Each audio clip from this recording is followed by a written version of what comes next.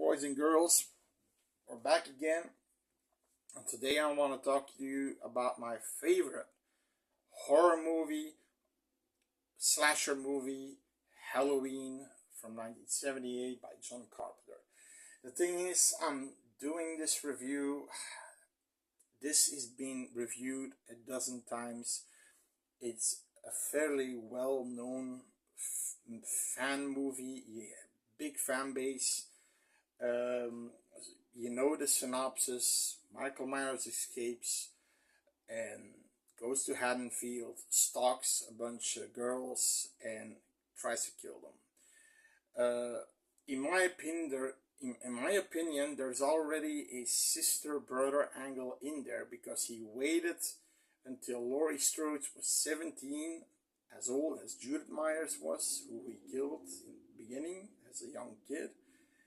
And if you see the TV cut, this was of course made in '82. Then he writes sister on the door of his room where he escaped. The TV cut is, by the way, much cooler. You got a lot more Donald Pleasance. You got a lot more Smith's Grove. Um, it's also funny that Jamie Lee Curtis had to. There's a scene where Linda says somebody is following her, PJ Souls, and she says it's the same guy who in the station wagon, which is of course Michael Myers, and the reason why Laurie Strode comes out of the shower and has this towel on her head. But the fact is that it was filmed in '82 for a TV movie. It didn't have the length for a TV movie, and she had shorter hair because in Prom Night and Road Games she has shorter hair, so her hair was short. So that's how they did it. Now apparently those extra scenes costed more or as much as the movie costed, which was $320,000, and $20,000 went to the best actor of the movie, the one with the most movies under his belt, Donald Pleasance. Um, Now, I'm just gonna say a few fun facts.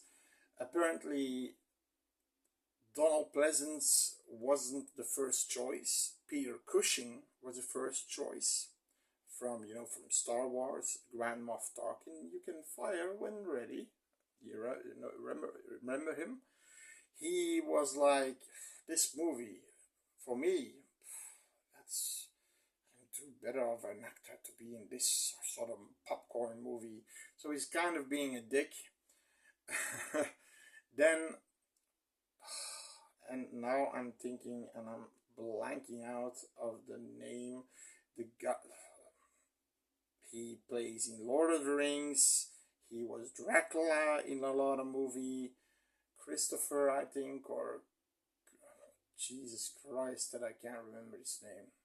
Such a famous actor too, and he regretted it until the day he's still alive, but he still regrets it that he didn't take the role. He didn't want the role. Don't know for why, but he didn't want the role. He wasn't interested at that time. But he regretted it after a while that he saw that the Dr. Loomis character was really a character with spirit, with dignity, and somebody who could just, if he tells a story that you're really listening to the guy, like the devil's eyes, the demon's eyes, the blackest eyes as I ever saw. I mean, you know, I shot him 6 times. I shot him in the heart. He's not human. I mean, I just like his dialogues. He's just great. And Laurie Strode, of course, the daughter of Janet Leigh, and the father is also a famous actor. She did, before this, did a sitcom, but this was her first feature movie. Uh, and I think the reason why she did H2O and she did Resurrection and she did the other reboot ones is that she has massive respect for this movie because this is the movie that landed her career. The, the title, The Scream Queen. Adrienne Barbeau is basically the second Scream Queen. Now, the producer was Deborah Hill. Now, I'm not sure, was John Carpenter together with Deborah Hill? Because I know that John Carpenter at some point was together with Adrienne Barbeau. And I gotta say, in The Fog, she's really beautiful. Adrienne Barbeau. Not so much in the Escape from New York one, but in the Fog one. I like black haired women. My wife has this black long hair. I love that. Now, I've got a few goodies here too. I've got the DVD. You know, it's not easy to get this one. I paid $10, $12 for it, which is still a lot of money in my opinion for a DVD. Like I said, DVDs for me like are for $2 or something like that. But okay, got this edition. Doesn't have a lot of extras. It has the trailers, TV spots. There's not a making of. I like making of documentaries. I really like them. But this one doesn't have that. I also have this, which is pretty cool. It's Michael Myers prop, the big butcher's knife that he uses to kill Bob. And you know, when he's hanging there and he's, you know, doing this with his head. And I really love this. It's a great piece of merch. I bought this last year. But yeah, Halloween tension building. Nothing happens until the first 35 minutes. Then Annie gets killed, and she doesn't get killed by strangulation. She gets killed by slitting her throat. Because if you watch when Laurie finds the bodies, if you look good, you can see a cut in her throat. And in the second movie, you can clearly see the cut in her throat because Sheriff Brackett wants to see her daughter, and she has a cut throat.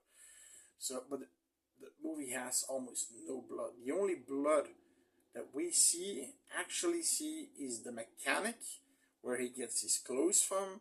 That's lying in the grass, and you see his head and a piece of his bare chest, and there's blood on his bare chest. That's the only blood I see. And the mechanic is weird. They always say he killed 3 people, and then 4 people, including his sister, but actually he killed 5 people. The mechanic, and I don't understand why nobody doesn't he have a family or something, or friends? That where the fuck is the mechanic? Right? He doesn't go to his job. Somebody's gonna question him, right? So the mechanic's never revealed, and it's also never revealed in 2018 one, because they say he only killed 3 people. They don't even include Judith Myers in that one. So yeah, it's weird. There should be an investigation, right? If he's missing. But this movie, you know, tension's great. The build up, the atmosphere. Haddonfield is just really almost claustrophobic, isolated. When you see the 3 girls strolling down the streets, you don't see any cars, you don't see any people. It's like really isolated. It's actually a creepy town, in my opinion. And then the audio soundtrack, it's just, mwah, you know, it's great. And the movie is just great. You don't need gore. There's no gore, and there's not a lot of kills, but Michael Myers himself, the Shape, is such an iconic character. This movie has everything going for it. We don't need the gore. We got everything we need. We got claustrophobic atmosphere, tension. We got a cool killer, a cool protagonist in Dr. Loomis, and a good location and good actors. Jamie Lee Curtis for our first feature film is really good. Um, yeah, I don't got much more to say than watch it because it's the night he came home. Bye.